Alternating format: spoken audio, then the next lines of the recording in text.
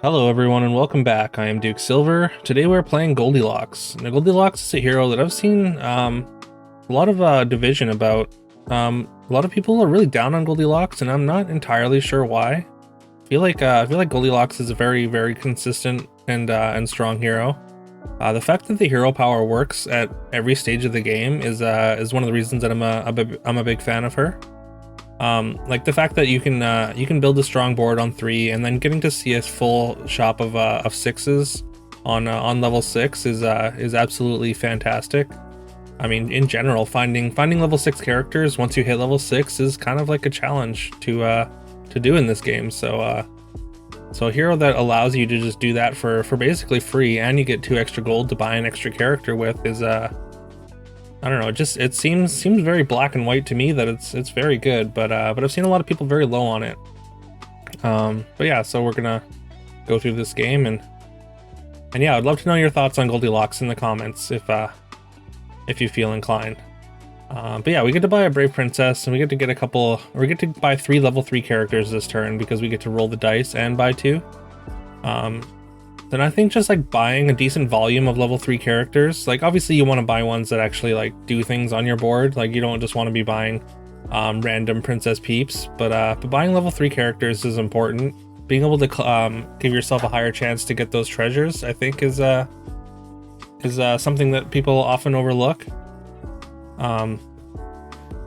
Like if the shops don't like give you things, like just getting a high volume of characters can lead to situations where you run into shops that give you treasures just kind of out of nowhere. So, and also it gives you direction if you can just if you can put a lot of different things onto your board and kind of like you can have direction kind of how do I say it? I guess just like materialize out of nowhere almost.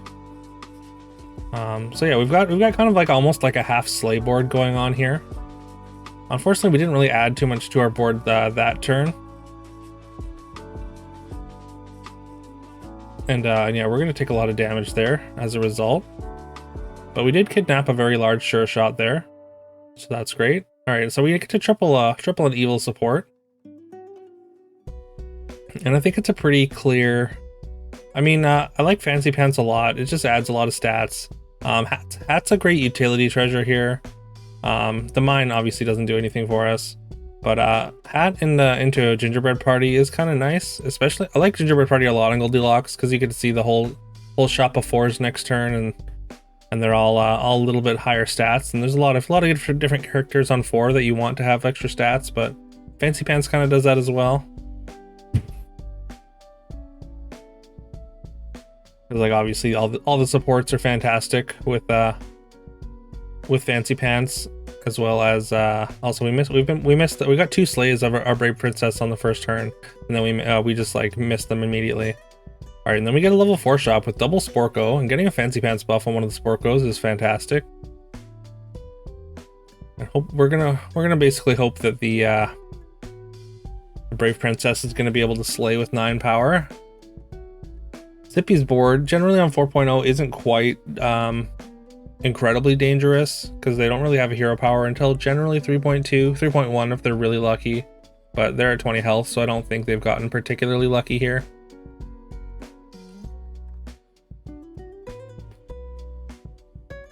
So I'm betting on 4 is generally when they stabilize. All right, fortunately we had a 3 out of 4 shot to slay, and we do slay there, so we get our level 3 treasure.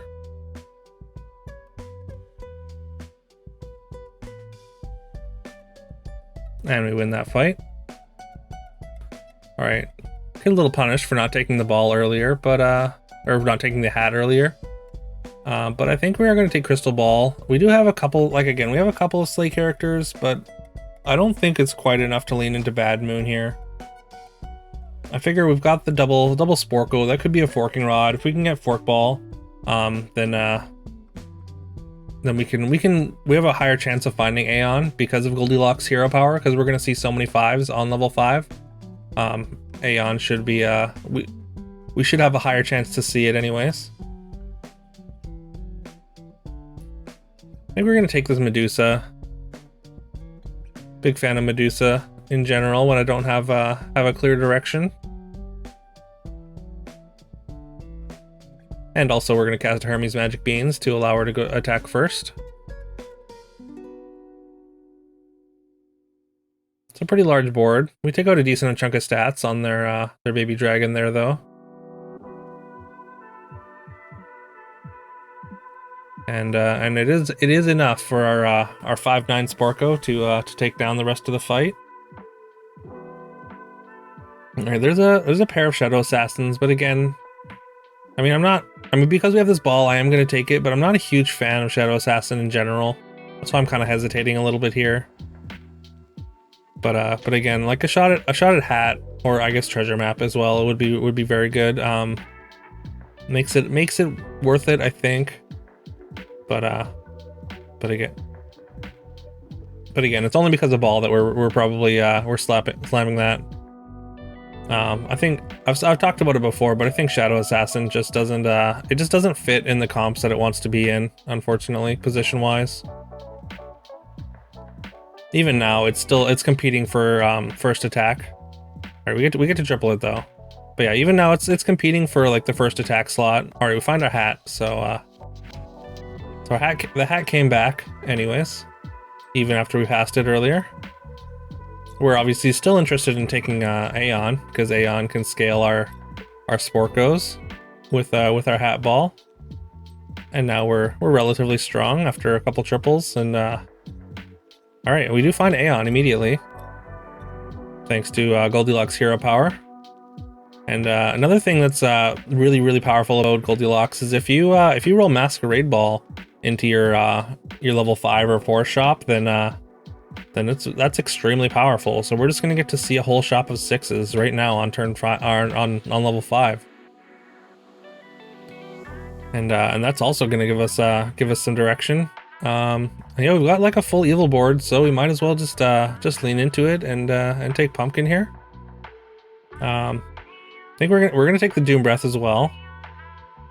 But yeah, I think we take the pumpkin. It's a little awkward that we turned our Sporkos good. Just trying to figure out exactly what we sell here, because we kind of want to keep the Sporkos. We still want a shot at Forking Rod. Hat Ball Fork would be incredible, but there's obviously a fail case for that. So we could have locked the Ashwood as well, which might have been okay, but I think I'm fine with just seeing the next shop. Again, we want to triple the Sporko. We want to see if we can hit Forking Rod with Hat Ball, so. And I mean, the Ashwood is just a 15/15 level 6 character. It doesn't really do a lot on the board. And thanks to this Crystal Ball, we're going to be able to cast an experience for free in conjunction with our Aeon Slay there. And I think we're out of the Shadow Assassin. Either Shadow Assassin or Lightning Dragon there. And yeah, we go with the Shadow Assassin. It's going to fall off pretty quickly. We get another Aeon. We're definitely happy to pick up like an Ambrosia out of an Aeon triple for our pumpkin. That's going to accelerate the lobby a lot. And generally, that's what you want. Like, you want to get your pumpkin golden if you can while playing pumpkin, because like pumpkin does fall off late. Like the scam element from pumpkins, they don't have an incredibly high ceiling. Like obviously you can, like you always have the shot to scam people with a pumpkin, but the more stats your opponents are gaining throughout the game, the lower chance you have to actually to beat them the longer the game goes on. So getting a murder pumpkin is generally what you want to do to just end the lobby. All right, and now we get our level 6 shop. There's double Burn Beard and Green Knight. If we'd taken that Ashwood earlier, we'd be in really good shape for trees. But I think we're just gonna take the Boomhilda. Then we don't have to play this good Sporko anymore, and it's also a mage, so it's gonna get scaled by these Aeons with our Hat Ball. At this point, I think we're just value Hat Ball, like the likelihood of us finding Fork is diminishing as turns go on. I'm really tempted to just cast this Knighthood on this pumpkin for exactly the reasons I was mentioning before. about wanting to close out the lobby with the golden pumpkin. And yeah, we're gonna go for it there. Can put a cool 10 attack onto our Doom Breath. And yeah, I think we're gonna lock this this Doom Breath pair. Obviously, if we don't find Fork, we would still definitely take a Wand of Weirding.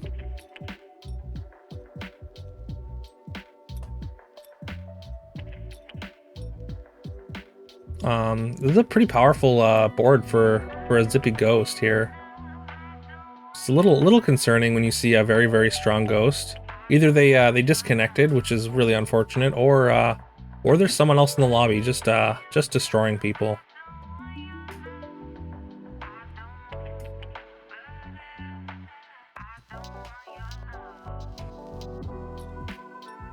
Again, yeah, this hat ball is basically just for a little extra value at this point now. And unfortunately, I think we're gonna have to devour the Medusa, as good as Medusa is. Also, while you're hat balling, since you're casting spells anyways, Cinderella ends up being basically just 1 extra gold.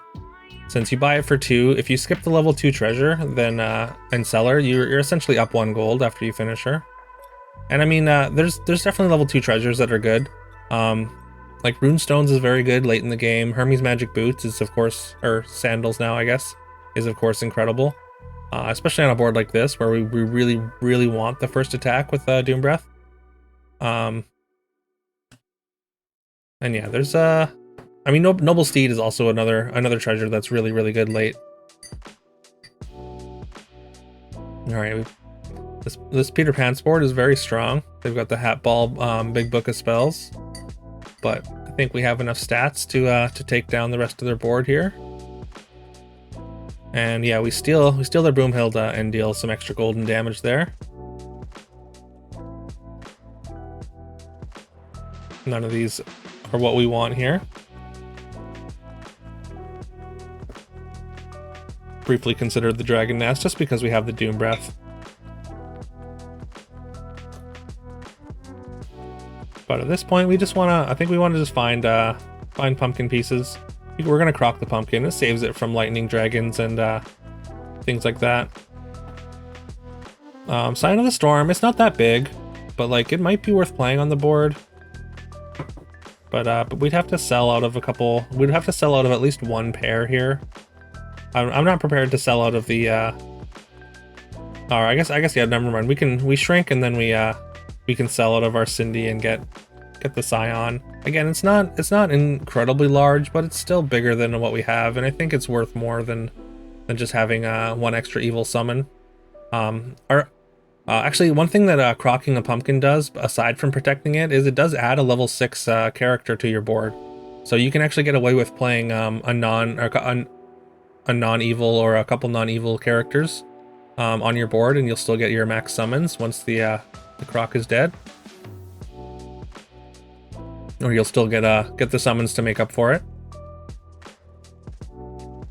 So if you can bury your pumpkin several crocs deep, and then you can play a full good board or full neutral board or whatever, and you can still get a whole bunch of value out of a pumpkin like that. All right, there's the Wand of Weirding. The Horn of Olympus is really good in pumpkin comp. I really like the having the supports put stats onto our front line from our pumpkin summons, but we also kind of want this Wand of Weirding.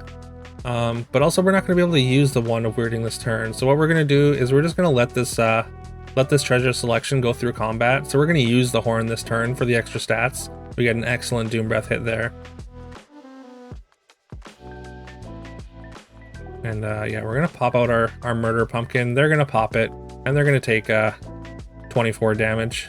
Or sorry, 27. We steal the Broomhilda again, and yeah, just Murder Pumpkin them out. So we didn't even get to pick up our Wand of Weirding, which we had set for next turn, but yeah. So again, I think Goldilocks is very strong. I think she's just very consistent and has some. I think you need to be able to or be willing and able to pivot in the mid game with Goldilocks. Like I think picking up just generically strong characters is very good. And again, like I was saying, buying like a higher volume of characters. Like I didn't really put that into practice especially well here. Like generally, like I'll pick up econ units on on a lot of early turns, like luckies and pigs if I can, and be able to try and like pick up whatever I can out of the shops, and then hope that something materializes kind of while playing the strongest board I can.